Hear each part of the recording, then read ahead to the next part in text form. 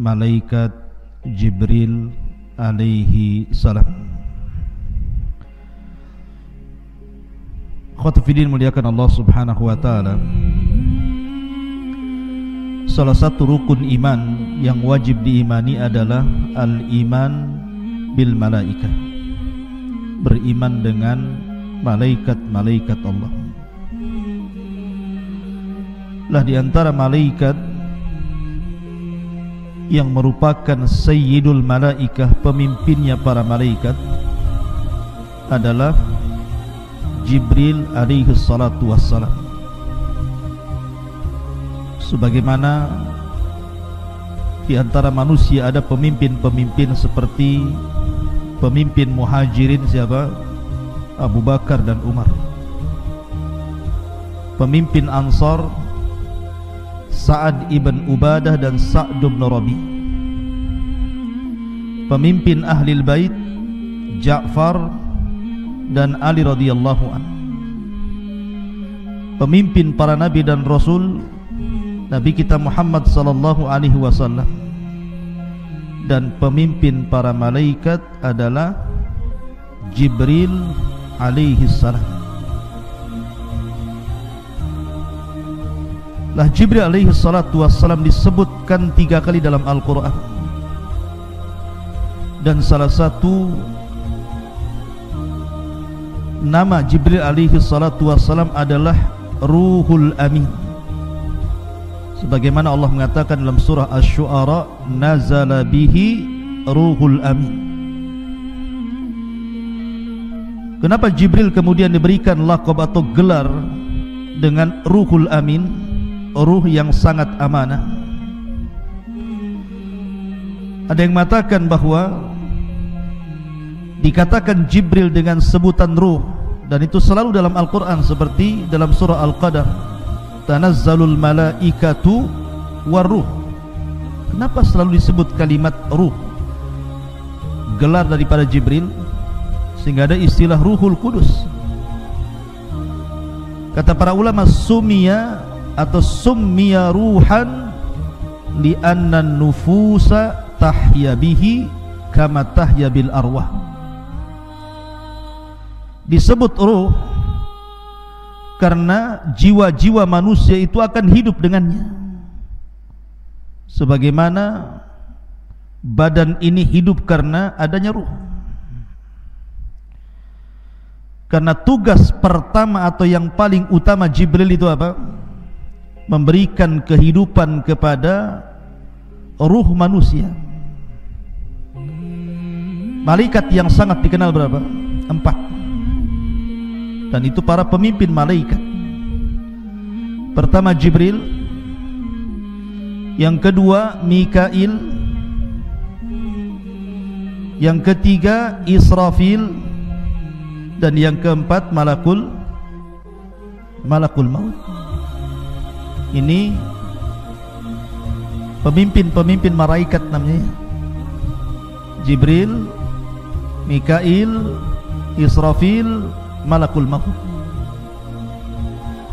Kalau cerita tentang alam hati, maka Jibrillah malaikatnya yang menguasai alam hati.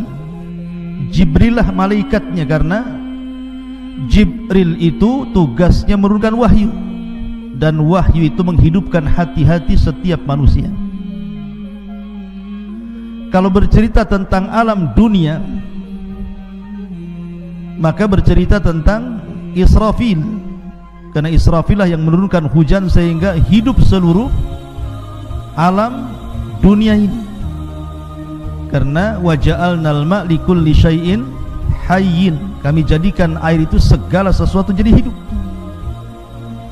Karena air itulah akhirnya hidup semuanya. Kita hidup, binatang hidup, tumbuh-tumbuhan hidup. Artinya kalau kita cerita tentang kehidupan dunia, maka cerita tentang Mikail. Tapi kalau cerita tentang alam ruh, berarti kita cerita tentang siapa alam ruh? Israfil, yang mencabut semua arwah ketika tiupan trompet atau sangkakala pertama, semua ruh keluar dari jasadnya. Dan kalau cerita tentang alam kematian, maka di sana ada malakul maut. Jadi masing-masing ada bidangnya, ada alamnya masing-masing. Lah malaikat Jibril ini disebutkan dalam sebuah hadis Nabi SAW yang ma'ruf, antum mungkin sudah menghafal. Hadis daripada Umar ibn Khattab radhiyallahu an. Hadis Umar ibn Khattab radhiyallahu an, di mana Nabi SAW ketika itu sedang mengajar para sahabat Rasul. Tiba-tiba Umar mengatakan, bainama nahnu julusun inda Rasulillah sallallahu alaihi wasallam dzata yaumin ittala'a alaina rajulun syadidu bayadi thiyab syadidu syawadi sya'ri la yura alaihi atharus safar wa la ya'rifuhu minna ahad hatta jalasa ila nabi sallallahu alaihi wasallam fa asnadu rukbatayhi ila rukbatayhi wa wada'a kaffaihi ala fakhidaihi. Jadi Umar bercerita, ketika kami duduk-duduk bersama Rasulullah, tiba-tiba muncul seorang laki-laki, sifatnya syadidu bayadi thiyab, pakaiannya itu putih bersih. Kemudian yang kedua, syadidu sawadi sya'ri, rambutnya begitu hitam. Anehnya, la yura alaihi atharus safar, tidak ada bekas perjalanan sama sekali. Wala ya'rifuhu minna ahad, dan tidak ada satupun kami mengenali orang itu. Karena begini ikhwan, kebiasaan para sahabat Nabi, kalau ada orang asing biasanya dikenalkan oleh orang. Yang kenal dia mengatakan si fulan, namanya si fulan dari Bani Fulan. Dikenalkan oleh para sahabat Rasul supaya orang kenal. Tapi orang yang datang ini tidak ada yang kenal satupun. Kalau memang dia orang jauh, pasti ada bekas safarnya yang namanya padang pasir, gurun Sahara. Di zaman Rasul di Mekah itu kan padang pasir, angin, debu di mana-mana. Baru berjalan ke padang pasir sebentar saja pakaian sudah banyak debu. Tetapi orang ini kalau dikatakan orang jauh, kenapa tidak ada bekas safar, tidak ada debu sama sekali di pakaiannya. Kemudian rambutnya pun sangat rapi dan hitam, menunjukkan orang ini tidak pakai serban. Padahal sorban itu bagi orang Arab itu kayak sebuah kewajiban, karena bisa melindungi dari panas, bisa melindungi dari debu, bisa melindungi dari dingin. Sorban itu, dan itu tradisi Arab ya. Tradisi Arab itu pakai serban. Lah orang ini tidak pakai serban, sehingga bisa dikenali wajahnya, sangat tampan sekali.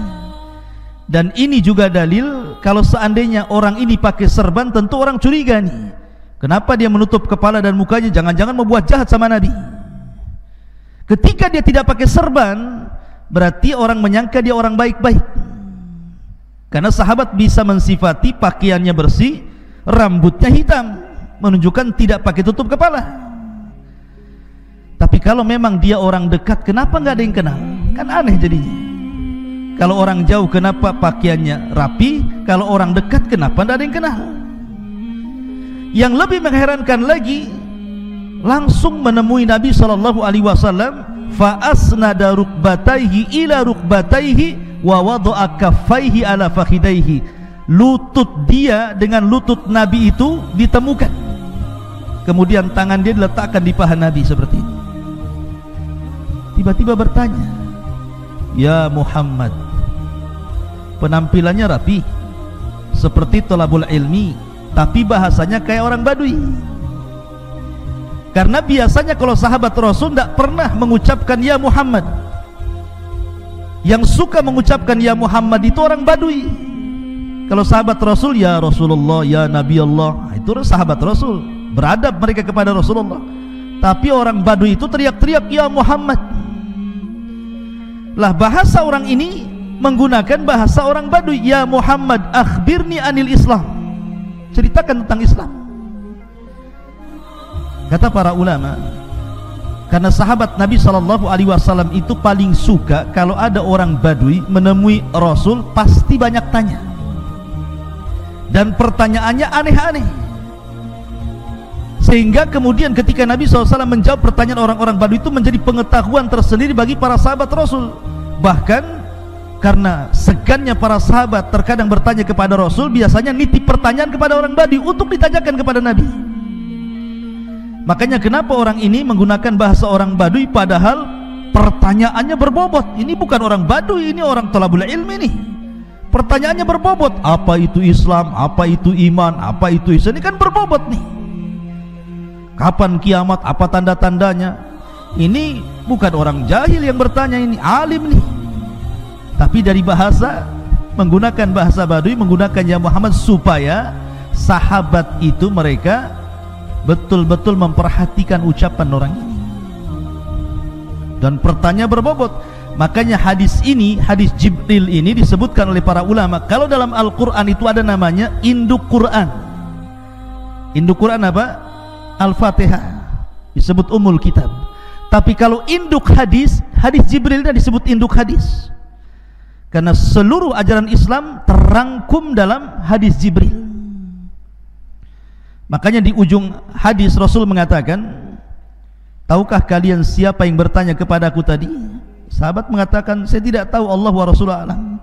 Kata Nabi SAW, huwa Jibril atakum yu'allimukum amra dinikum. Tadi Jibril itu yang datang kepada kalian, sengaja mengajarkan kepada kalian tentang urusan agama kalian. Jadi Jibril itu datang terkadang bukan hanya membawa risalah, tetapi juga taudihur risalah. Jadi dia datang membawa risalah kepada Rasul. Yang kedua, tugas dia taudihur risalah, menjelaskan risalah itu. Bukan hanya taudihur risalah, ada lagi namanya murajaatur risalah, karena setiap Ramadan datang murajaah bersama Rasul. Bahkan di Ramadan terakhir sebelum wafatnya Rasul, Jibril 2 kali datang menemui Nabi SAW. Ma'asyiral muslimin yang dimuliakan Allah Subhanahu wa taala, di antara sifat-sifat Jibril itu yang pertama al-ilmu. Jibril itu memiliki pengetahuan yang luar biasa. Tentu pengetahuan itu datang dari Allah Subhanahu wa taala, karena Allah mengatakan 'allamahu syadidul quwah. Yang mengajarkan ilmu kepada Nabi SAW syadidul quwah, malaikat yang punya kekuatan. Jadi salah satu sifat Jibril yang pertama al-ilmu. Yang kedua al-quwatul hailah, memiliki kekuatan yang dahsyat. Makanya Allah mengatakan syadidul quwah, memiliki kekuatan yang luar biasa. Lihat ketika Jibril menghancurkan negeri Sodom, dengan satu sayapnya saja ditancapkan ke negeri Sodom, diangkat itu negeri sampai ke langit, dihujani meteor, ditumpahkan lagi ke bumi. Saking kuatnya Jibril itu. Bahkan selalunya kalau Allah hendak mengadab sebuah kaum, pasti diutus Jibril.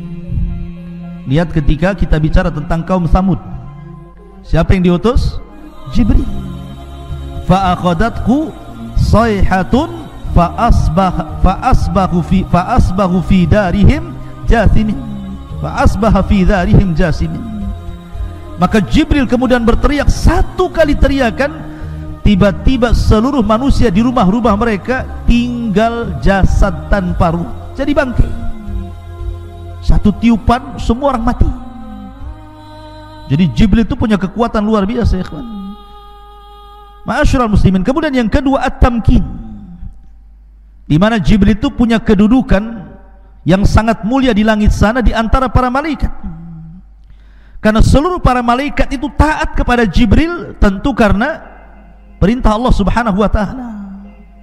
Maka disebut at-tamkin. Jibril itu punya kedudukan tersendiri di langit karena ditaati semua para malaikat atas kehendak Allah Subhanahu wa taala. Kemudian yang terakhir al-amanah. Jibril itu amanah ketika menyampaikan wahyu. Makanya Allah mengatakan nazala bihi ruhul amin. Kalimat amin itu amanah. Apa sih maknanya amanah itu? Maksudnya begini, Jibril itu kan tugasnya ngasih wahyu. dari Allah Subhanahu wa taala disampaikan kepada para nabi dan rasul yang terakhir kepada Nabi sallallahu alaihi wasallam. Ini kalau Jibril tidak amanah, dia bisa korupsi ayat. Bisa dikorupsi sendiri tuh ayat itu kan, ditambah dikurang sesuai dengan Jibril. Makanya Jibril itu orangnya amanah. Yang kedua, makna amanah itu karena tidak ada satupun setan yang bisa menambah dan mengurang wahyu yang disampaikan Jibril dari Allah kepada Nabi sallallahu alaihi wasallam. Kan dahulu di zaman jahiliyah, jin itu naik ke langit. Di langit pertama itu jin punya pos-pos. Pos itu digunakan untuk mencuri dengar wahyu yang diturunkan Allah kepada para malaikat. Tetapi setelah diutusnya Nabi sallallahu alaihi wasallam dan Jibril turun menyampaikan wahyu, tidak ada satupun syaitan yang mampu naik ke langit. Kenapa? Mereka tidak berani dengan Jibril. Selain amanah, dia punya kekuatan masalahnya. Sehingga kemudian iblis merasa heran, kenapa anak buahnya tidak bisa naik ke langit. Maka diutuslah pasukan-pasukan untuk mencari kabar ada apa.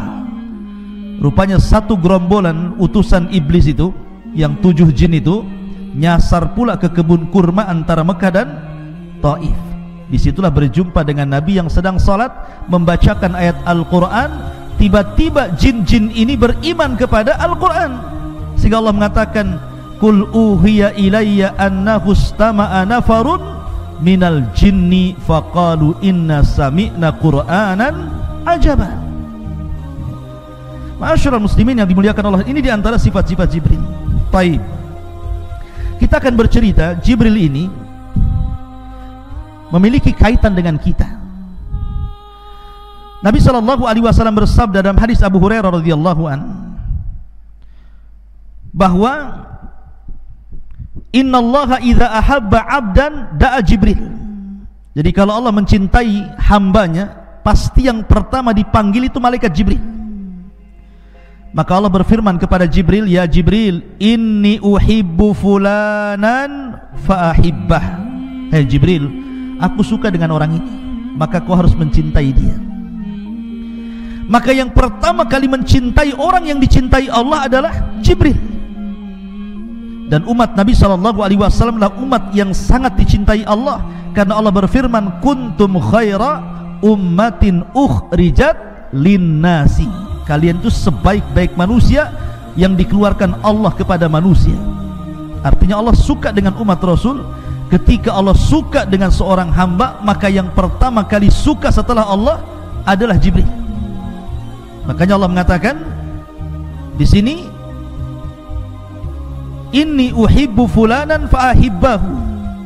Aku mencintai fulan, wahai Jibril, cintai dia. Maka Jibril pun kemudian mencintai orang yang dicintai Allah Subhanahu wa taala. Dari sini memiliki faedah bahwa Jibril itu ada alaqah, ada hubung kait dengan umat Nabi sallallahu alaihi wasallam. Ini yang kita akan sedikit bahas. Pertama, kita akan membahas alaqah Jibril dengan para nabi. Kemudian yang kedua, kita akan bahas alaqah Jibril dengan Nabi sallallahu alaihi wasallam secara khusus. Kemudian yang ketiga, alaqah Jibril, hubung kait Jibril bersama para sahabat Nabi sallallahu alaihi wasallam. Dan yang terakhir, hubung kait Jibril dengan umat Nabi sallallahu alaihi wasallam. 3 pembahasan atau 4 pembahasan yang kita akan bahas. Mohon sabar. Pertama, hubung kait Jibril dengan para nabi dan umat-umat terdahulu. Kita tahu bahwa setiap para nabi dan rasul ketika mendapatkan wahyu, wahyu itu turun melalui Jibril. Dan itu disyaratkan dalam sebuah hadis Nabi sallallahu alaihi wasallam, ketika Rasul pertama mendapatkan wahyu, kemudian Nabi ketakutan sehingga mengatakan kepada Khadijah, zammiluni zammiluni dathiruni dathiruni, selimuti aku Khadijah, selimuti aku Khadijah. Maka Khadijah pun kemudian menyelimuti Rasul sampai Rasul tenang, dihibur Khadijah. Setelah itu Khadijah membawa Rasul kepada siapa? Kepada Waraqah ibn Naufal, orang yang paham dengan ajaran Yahudi. Maka Waraqah ibn Naufal ketika mendengar cerita bahwa Rasul menjumpai makhluk yang memiliki 600 sayap, yang satu sayap terbentang antara ufuk, artinya sayapnya itu menjangkau barat, timur, selatan dan barat. Karena sadal ufuk itu artinya panjangnya mulai terbenam matahari sampai tenggelamnya, itu disebut sadal ufuk namanya. Jadi kalau melihat ke depan sayap, ke belakang sayap, samping sayap, semua sayap gitu ya, menutupi langit itu. Kata Waraqah, namus itu makhluk yang bersayap yang menemuimu wahai Muhammad adalah namus yang pernah menemui Musa dan para nabi sebelumnya. Menunjukkan ada hubung kait siapa? Jibril dengan para nabi. Kemudian ketika Allah Subhanahu wa taala hendak memberikan kabar gembira kepada Ibrahim alaihi salatu wasallam akan kelahiran Ishak, disebutkan dalam surah Hud, walaqad ja'at rusuluna Ibrahim bil busyra, sungguh telah datang utusan-utusan kami kepada Ibrahim membawa kabar berita yang baik.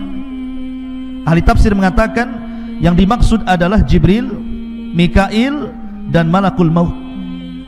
3 malaikat ini datang menemui Ibrahim dalam bentuk manusia, datang kepada Ibrahim memberikan kabar gembira. Qalu, mereka mengatakan salaman. Qala salamun, mereka mengatakan keselamatan, mengucapkan salam, maka dibalas Ibrahim juga keselamatan.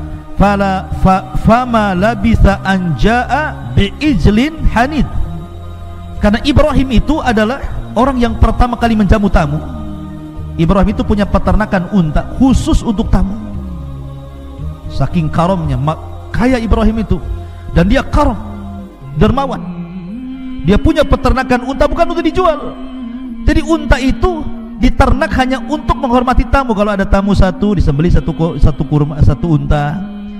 Nanti lagi ada tamu, sembelih lagi satu unta. Kan enak antum kalau bertamu kayak orang kayak begini.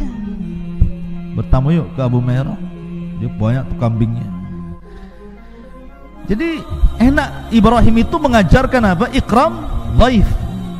Makanya Nabi SAW kemudian mengatakan, man kana yu'minu billahi wal yaumil akhir falyukrim dhaifahu.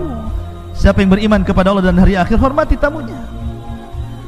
Lah setelah kemudian Ibrahim bersegera menyembelih seekor unta, memasaknya, setelah matang, sudah enak, siap santap, siap makan, dihidangkan kepada tamu-tamunya ini. Ibrahim tidak tahu kalau itu malaikat. Malaikat gak makan, gak minum, gak berak, gak macam-macam gitu ya.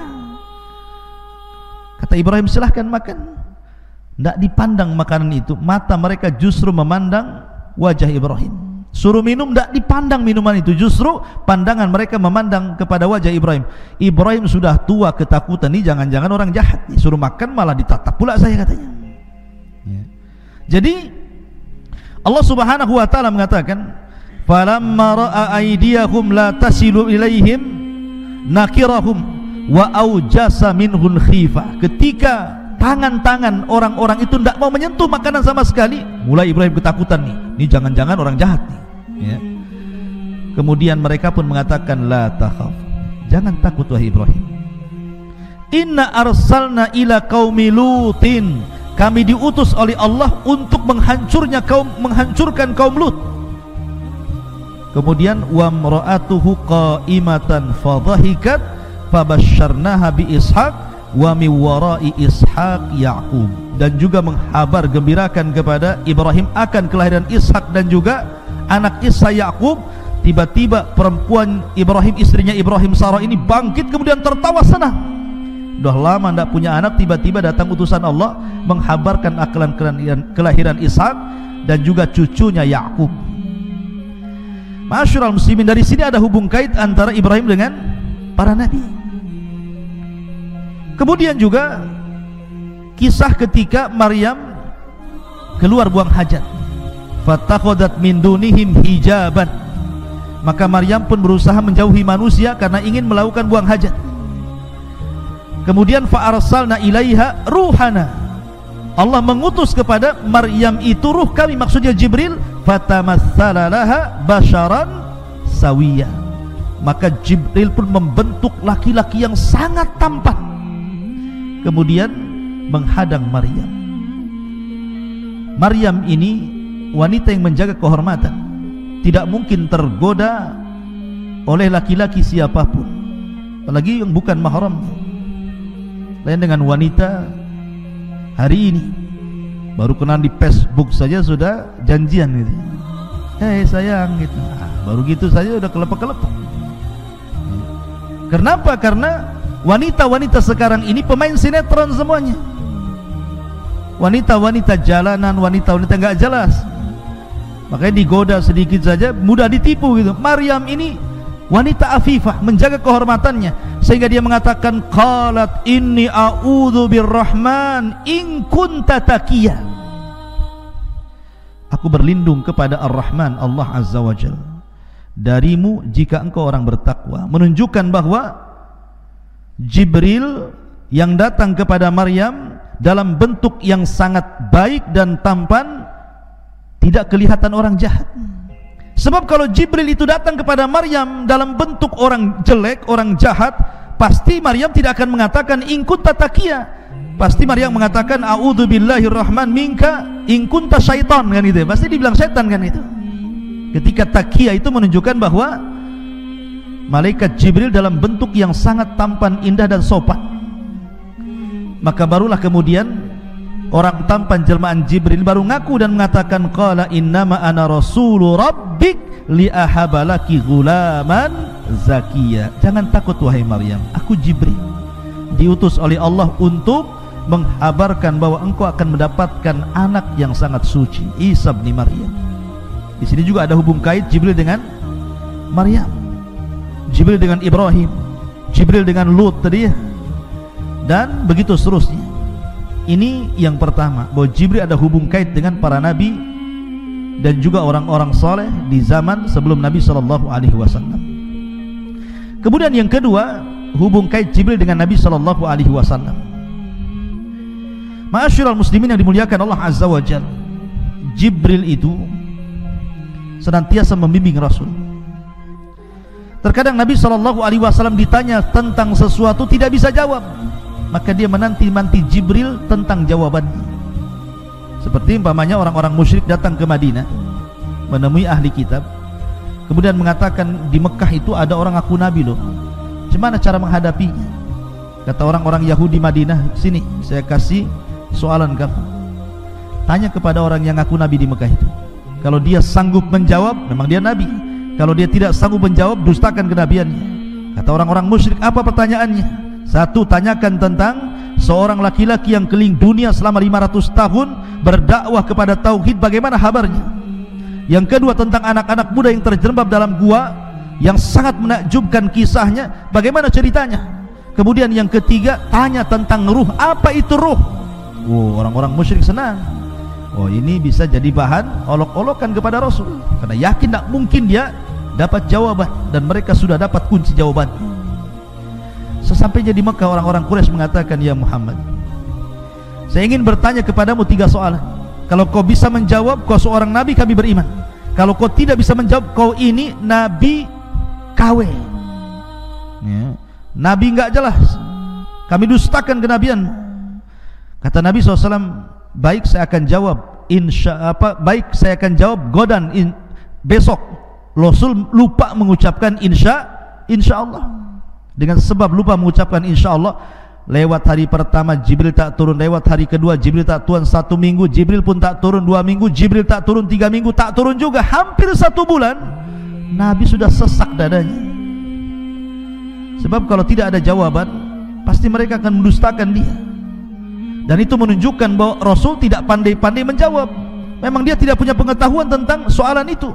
Dia tetap menunggu Jibril turun. Akhirnya Jibril turun setelah 1 bulan, kemudian menurunkan surah Al-Kahfi, menjelaskan tentang adapun soalan yang pertama, dialah Raja Dzulqarnain. Dijelaskan dalam surah Al-Kahfi sejarah Dzulqarnain. Adapun tentang anak-anak muda yang terjerembab dalam gua, itulah Ashabul Kahfi. Adapun ruh, katakan ya Muhammad, yas'alunaka anil ruh qulir ruhu min amri rabbi. Jadi Jibril datang kepada Rasul dalam rangka apa? Membimbing Rasulullah. Makanya kenapa ketika Nabi SAW masih kecil, disusui siapa? Halimah Sa'diyah di Bani Sa'diyah, kan gitu ya. Nah, Nabi ini masih kecil, tiba-tiba Jibril datang dengan 2 malaikat. Ditangkapnya Rasul kecil ini, tiba-tiba dibelah dadanya, kemudian diambil jantungnya, kemudian dicuci dari air zam-zam di bejana emas, kemudian dimasukkan lagi, kemudian dijahit lagi, ada bekas jahitannya. Dan itu operasi pertama dalam sepanjang sejarah manusia. Maka anaknya Halimah Sa'diyah ketakutan, lari dia melaporkan kepada ibunya. Maka ibunya langsung mencari Nabi SAW. Ketika dia dapati masih hidup dan masih ada bekas jahitannya, maka karena ketakutan itulah akhirnya Rasul kecil dikembalikan oleh Halimah Sa'diyah kepada ibundanya Aminah. Lihat, sejak kecil saja Jibril sudah membuang kotoran-kotoran hati dari dada Nabi SAW. Dan pembelahan dada itu 2 kali, ketika di Halimah Sa'diyah dan ketika peristiwa Isra dan Mi'raj, dibelah lagi oleh malaikat. Ma'asyiral muslimin yang dimuliakan Allah Azza wa Jalla. Lah, Nabi SAW ini biasa kalau berjumpa dengan Jibril itu, Jibril pasti akan membentuk dirinya dengan bentuk yang sangat tampan, tidak pernah membentuk dengan orang yang sangat menakutkan. Makanya biasa yang dipilih Jibril ketika berjumpa dengan Rasul, pasti dia akan tasyakul, beralih rupa seperti sahabat namanya Dihyatul Kalbi. Jadi ada seorang sahabat namanya Dihyatul Kalbi, orangnya tampan sekali, sangat tampan. Jadi Jibril kalau menemui Rasul pasti menyerupai Dihya. Sampai suatu hari Nabi sedang berbincang-bincang dengan Dihya. Kemudian Aisyah radhiyallahu anha melihat dari kejauhan. Heran Aisyah, kenapa kok lama kali Rasul berbincang dengan Dihya, dan selalu. Sehingga setelah kemudian Rasul berdialog dengan Dihya, Aisyah radhiyallahu anha bertanya, "Ya Rasul, inni ra'aituka waqifan amama Dihya." Aku melihat kau ini berada di depan Dihyatul Kalbi, kemudian berbicara. Kata Nabi SAW, "Ya Aisyah, itu bukan Dihya, itu Jibril." Kata Rasul SAW, "Itu Jibril." Kata Rasul, "Kau melihatnya?" Kata Aisyah, "Iya, saya melihatnya dengan kedua mata saya." Ingat, tidak ada wanita di zaman Rasul yang pernah melihat malaikat dalam bentuk alih rupa menjadi manusia kecuali Aisyah. Tapi kalau laki-laki banyak, dalam hadis Umar tadi kan lagi kumpul-kumpul laki-laki kan, tiba-tiba datang Jibril bertanya Islam, iman, ihsan. Laki-laki banyak yang melihat, tapi perempuan tidak ada yang melihat malaikat yang berbentuk manusia kecuali Aisyah.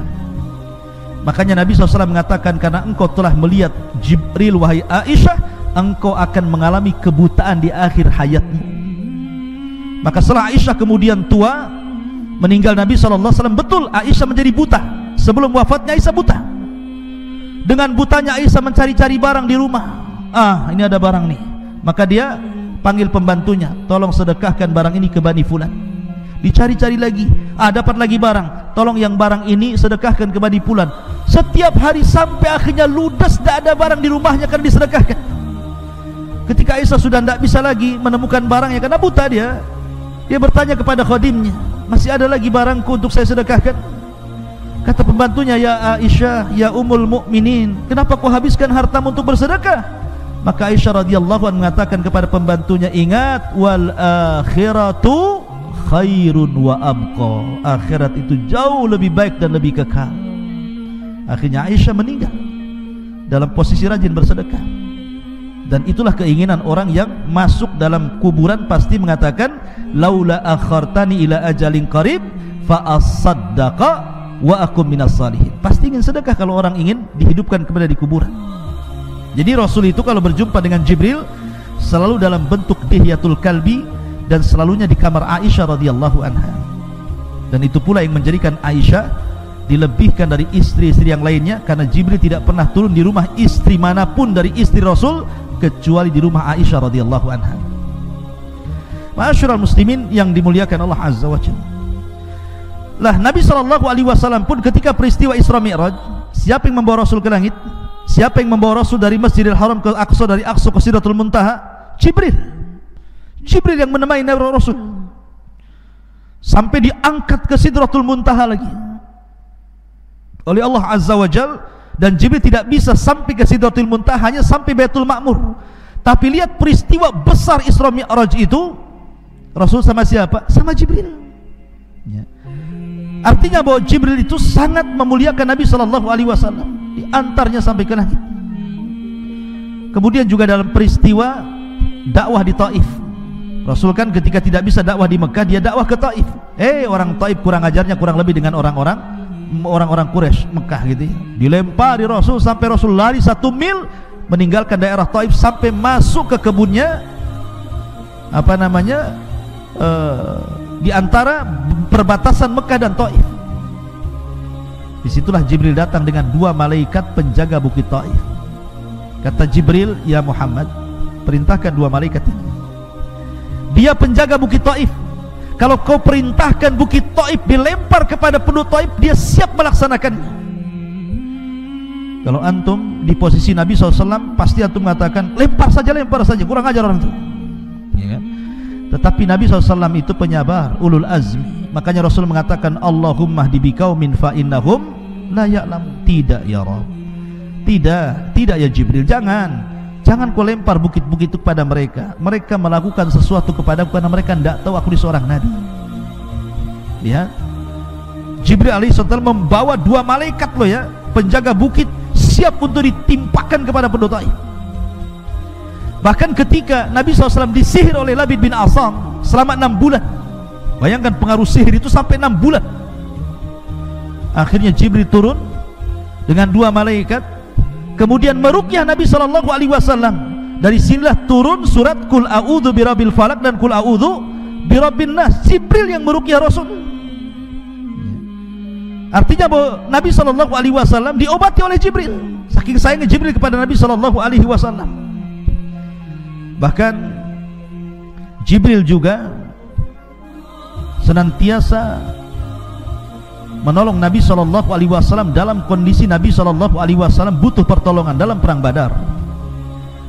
Rasul dan pasukannya tidak pernah perang, nggak punya pengalaman perang, bahkan nggak pernah berperang. Bahkan pasukannya juga sedikit, sementara pasukan musuh banyak, 314 melawan 1000 dengan peralatan yang tidak lengkap. Tentu manusiawi Nabi SAW takut kalah. Tapi malam itu Nabi beristighatsah kepada Allah. Akhirnya kemudian Allah kabulkan istighatsahnya Rasul. Dikirimnya pertama kali oleh Allah 1000 malaikat dipimpin Jibril, sampai Rasul mengatakan, absyir ya Abu Bakrin, absyir ya Abu Bakar, berbahagialah wahai Abu Bakar, kita akan menang katanya. Keesokan harinya terjadi perang Badar. Bukan 1000 lagi yang turun, khamsati alafin minal malaikati munzilin. 5000 malaikat turun dipimpin Jibril. Dan Jibril menunggang kuda namanya Haizum. Kudanya Jibril itu namanya Haizum. Makanya Jibril mengatakan kaidum Haizum sambil menunggang kuda itu. Jadi kalau antum ditanya siapa nama kudanya Jibril, Haizum namanya. Makanya para sahabat mendengar Jibril mengucapkan kaidum Haizum, ayo lari wahai Haizum, serang mereka. Subhanallah, sebagian orang-orang musyrik melihat tentara yang banyak berkuda putih, menggunakan pakaian putih, di tangannya terhunus pedang-pedang yang mengkilat-kilat. Bagaimana nggak takut tuh? Sahabat belum mencabut pedangnya, kepala mereka sudah melayang. Takut. Akhirnya perang Badar dimenangkan Rasul. Berhasil orang-orang musyrik 70 mati konyol dan 70-nya tertawan. Bahkan Abu Sufyan yang ketika itu berhasil lari dari pertempuran, langsung dia ke Mekah berjumpa dengan Abu Lahab. Karena Abu Lahab ini kan pengecut, tidak mau perang. Dia bayar preman supaya preman itu yang berangkat perang. Abu Sufyan bercerita kepada Abu Lahab, ya Abu Lahab, dalam perang itu aku melihat orang yang berpakaian putih, menggunakan kuda putih, di tangannya pedang, kami pun korat-karit gak jelas katanya. Di samping Abu Lahab ada budak yang beriman tetapi menyembunyikan keimanannya. Budaknya Fadl ibn Abbas, budaknya Fadl ibn Abbas. Tiba-tiba dia latah mengatakan, itulah malaikat yang menolong Nabi dan sahabatnya. Geram Abu Lahab, ditamparnya budak itu. Karena budak itu merasa disakiti Abu Lahab, melapor majikannya. Maka Ummu Fadl datang mencari Abu Lahab, diambilnya kayu, dipentungnya kepala Abu Lahab. Kenapa kau menampar budak saya katanya. Tapi di sini Abu Sufyan bercerita bahwa dia melihat malaikat dalam perang Badar. Artinya bahwa Jibril memimpin para malaikat untuk menolong Rasul dalam kondisi terjepit. Saking ketakutannya Rasul, berdoanya juga beda dengan doa-doa yang lainnya, sampai dia mengatakan Allahumma in tahlik hadhil isabah falan tu'bad abada. Ya Rabb, kalau kau hancurkan kelompok yang sedikit ini, nggak akan ada yang lebih yang menyembah kamu ya Rabb. Ya, sampai khawatirnya Rasul. Makanya Allah turunkan Jibril. Ma'asyiral muslimin yang dimuliakan Allah Azza wa Jalla, ini diantara alaqah hubung kait Jibril dengan Nabi SAW, dan banyak lagi hubung kait Nabi SAW dengan malaikat Jibril alaihi salatu wassalam. Kemudian yang ketiga, hubung kait Jibril dengan para sahabat.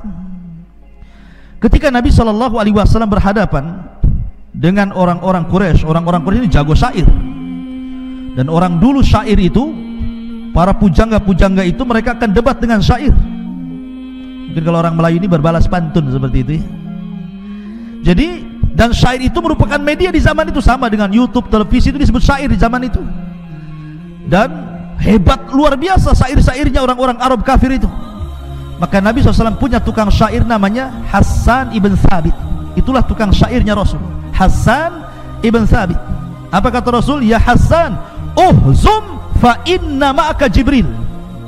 Ya Hassan, uhzum fa in la takhaf fa inna ma'aka Jibril. Serang dengan syairmu hai Hassan, maka Jibril akan membantumu untuk mengalahkan syair mereka, katanya. Akhirnya Hassan tiba-tiba lancar syairnya karena ada Jibril di situ. Nah, itu ada alaqah antara Jibril dengan para sahabat Nabi SAW. Termasuk juga ada alaqah, ada hubung kait antara Jibril dengan umat Nabi SAW sampai hari ini, bahkan sampai kiamat dibangkitkan. Walaupun Jibril bertugas menurunkan wahyu, bukan berarti dengan wafatnya Rasul Jibril tidak pernah turun ke bumi, tidak. Bahkan setiap tahun Jibril turun ke bumi. Kapan? Inna anzalnahu fi lailatul qadr wa ma adraka ma lailatul qadr, lailatul qadri khairu min alfi syahrin tanazzalul malaikatu waruh. Lihat, malaikat-malaikat dan ruh Jibril turun setiap Lailatul Qadar. Untuk siapa itu? Untuk kita.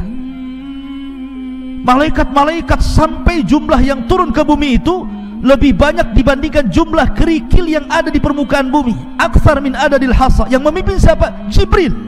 Menebarkan ketenangan, rahmat di mana-mana. Makanya malam itu malam terbaik. Ya kan? Jadi ada hubung kait Jibril dengan umat Islam, dengan kita-kita ini. Kita tidak pernah ditinggalkan Jibril, karena setiap tahun turun di malam Lailatul Qadar. Dan Nabi SAW pernah berjumpa dengan Jibril itu 2 kali dalam bentuk aslinya. Pertama di Gua Hira. Makanya kemudian Nabi SAW ketakutan gitu kan, melihat Jibril. Gak pernah sebelumnya melihat ada makhluk bersayap 600, besarnya itu sadal ufuk gitu kan. Oh, menggigil, kayak antum masuk ke hutan Jabal Uhud ketemu dinosaurus, apa gak menggigil antum pulang tuh? Gitu ya. Kenapa antum? Enggak tahu kan gitu. Ketemu genderuwo katanya. Lah. Jadi Nabi tidak pernah ketemu makhluk sebesar itu. Tiba-tiba ketemu Jibril ada 600 sayap, satu sayap terbentang gitu kan, bercahaya. Rasul ketakutan lah kan begitu. Makanya dia demam sampai lari ke rumah Khadijah. Sesampainya di rumah Khadijah dia mengatakan, "Dathiruni ya Khadijah, selimuti aku demam." Oh gitu ya. Jadi Nabi pernah melihat Jibril 1 kali di bumi, kemudian melihat Jibril 1 kali di langit ketika peristiwa Isra Mi'raj. Sampai di Baitul Ma'mur Jibril berubah bentuk. Makanya Allah mengatakan, laqad ra'ahu nazlatan ukhra inda sidratil muntaha indaha jannatul ma'wa. Nabi melihat Jibril kedua kalinya. Di mana? Di langit ya, ketika peristiwa Isra dan Mi'raj. Dan ini luar biasa. Makanya kenapa? Karena Rasul pernah melihat Jibril, Rasul bisa mensifati Jibril seperti apa, karena pernah melihat. Ma'asyiral muslimin yang dimuliakan Allah Azza wa Jalla. Kemudian Jibril juga ikhwan, selain ditugaskan untuk menurunkan wahyu, dan ketika Allah berfirman, yang pertama kali mendengar wahyu siapa? Jibril. Jadi kalau Allah berfirman kepada malaikat, kepada Jibril itu, semua malaikat yang di langit pingsan. Dalam hadis yang ma'ruf, apabila Allah hendak mewahyukan sesuatu, maka suara Allah itu seperti suara gemerincing rantai yang dipukul-pukul di atas batu, membuat semua malaikat pingsan satu langit. Ketika semua malaikat pingsan, yang pertama siuman siapa? Jibril. Jibril yang pertama siuman, kemudian dipanggil oleh Allah Azza wa Jalla. Kemudian Allah memberikan tugas-tugas kepada para malaikat lewat Jibril. Maka setelah Allah berfirman kepada Jibril, tiba-tiba semua malaikat bangun dari pingsannya. Maka setiap Jibril lewat di langit pertama, mereka mengatakan, "Madza qala rabbuka ya Jibril?" Apa yang dikatakan Rabb wa Jibril? kemudian turun ke langit ke-6, ke-5, ke-4, ke-3, semua malaikat yang di lapisan-lapisan langit itu mengatakan, madza qala rabbukum, madza qala rabbukum, apa yang difirmankan Allah, tugas apa yang harus kami laksanakan, tugas apa yang harus kami lakukan. Maka Jibril mengatakan, qala al-haq, kebenaran, kebenaran. Kamu tugasnya ini, kamu tugasnya itu, kamu tugasnya ini, kamu tugasnya itu. Jadi dia yang membagi tugas dari Allah Subhanahu wa ta'ala. Inilah perkataan Jibril apabila sedang kemudian menyampaikan wahyu kepada para malaikat. Nah, ini jin-jin ini yang berada di langit pertama, di tempat maqaidus sam'i, pos-pos pencuri dengar itu, kalau dia mendengar satu kalimat dari Jibril yang disampaikan kepada para malaikat di lapisan langit-langit itu, langsung diambil, kemudian disampaikan ke jin yang di bawahnya, jin yang di bawahnya, jin yang di bawahnya. Karena jin kalau naik ke maqaidus sam itu seperti orang panjat pinang. Jadi begini, sampai ke langit. Jadi yang dari sana kalau dapat kalimat disampaikan ke jin yang di bawahnya, ke bawahnya, ke bawahnya, ke bawahnya, ke bawahnya, sampai ke yang di bumi. Yang di bumi ini sudah banyak macam-macam dustanya. Jadi kalau satu kalimat, kemudian jin yang berantai sampai ke langit itu 1000, maka yang benar 1, yang dusta 999 kalimat. Bayangkan coba. Jadi kalau seandainya ini jinnya 1000 jin, berarti yang benar itu satu kalimat, yang 999 kalimat itu dusta. Lah, dari sini jin yang di bumi mulai berbisnis dengan dukun.